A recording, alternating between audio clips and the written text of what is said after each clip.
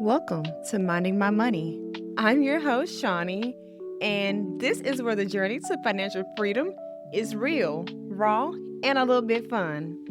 I'm sharing my wins, my lessons, and everything in between, $1 at a time.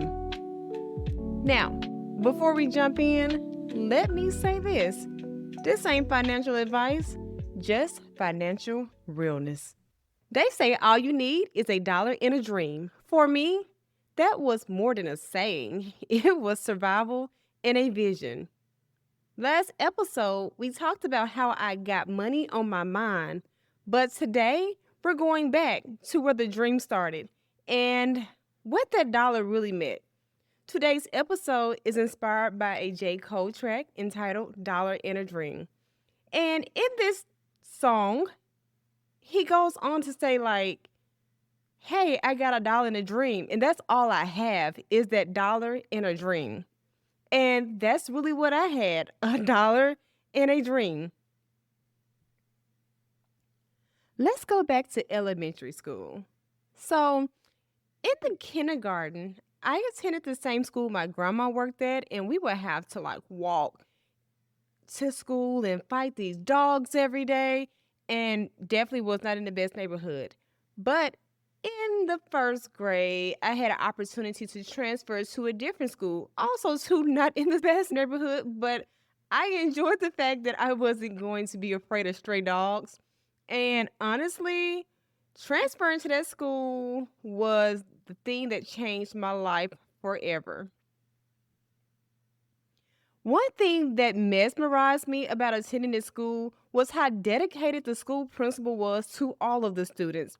So much so that the principal had us recite a school mantra, and I still remember it to this day.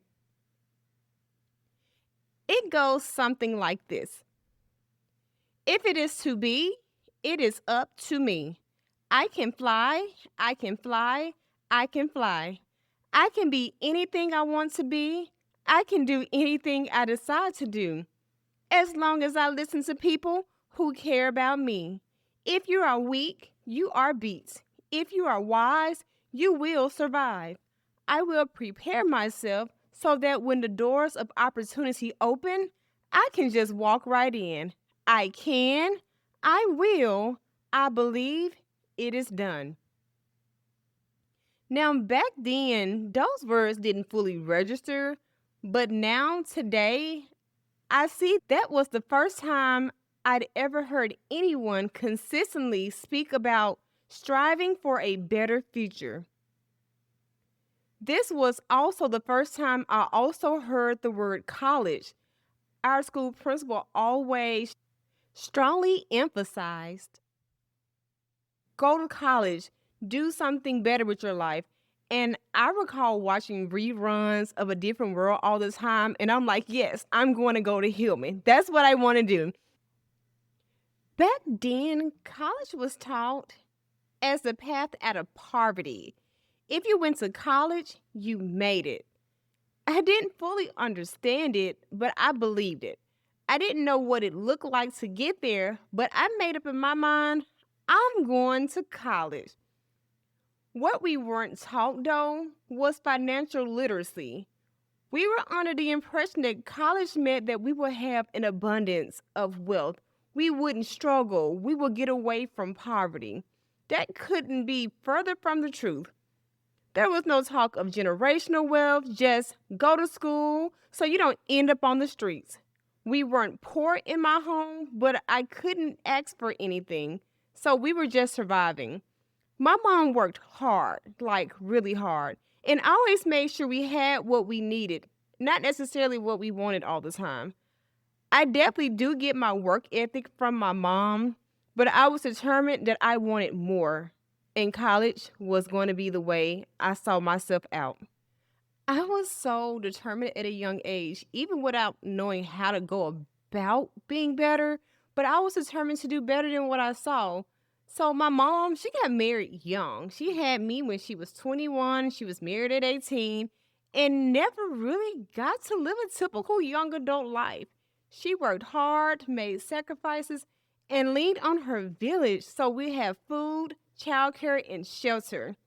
I watched her keep going when my father left her. That's my biological father, that is.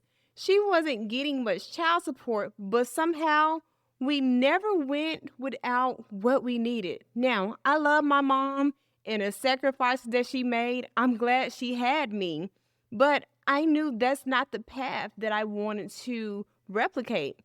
What I will say though, she has always taught me as a young lady to never depend on a man, have your own money, make your own way, and a man doesn't need to know what you have. Her second marriage, let's just say that man wasn't it, and I clocked it when I was in the third grade. But I can say, watching and observing him, he taught me what I didn't want, especially in a partner who couldn't provide financially or emotionally. That was my first time connecting relationships and finances. It made me realize who you're with can shape your money situation for better or for worse. You see, when my mom divorced my dad, even when she remarried when I was in the third grade, she has always been the one to pay the bills, the utilities, the mortgage, and she kept us fed. But luxury like cable or fast food, not always. That was kind of off and on. Seeing that taught me prioritizing what you can and can't live without. So, for instance, even if the cable bill wasn't paid, my mom made sure we had a roof over my head. So that was priority. And the utilities were going to be on and working. And we would have food.